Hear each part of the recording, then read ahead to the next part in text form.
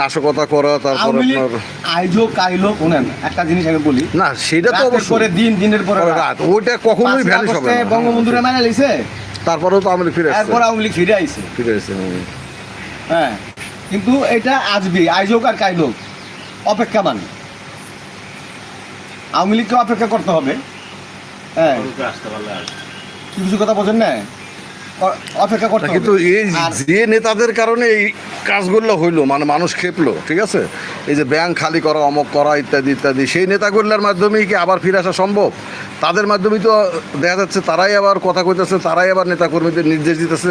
এই কারণে কোনো নেতা তারা নির্দেশ দেয় রাস্তায় নামো, কেউই নামে না। নামবেটা কেন? না, এখানে কাহিনী আছে, নির্দেশ দিতেছে, এইটা একটা কাহিনী। নির্দেশ কারে দিছে, কে দিছে, এটা আমি জানি না।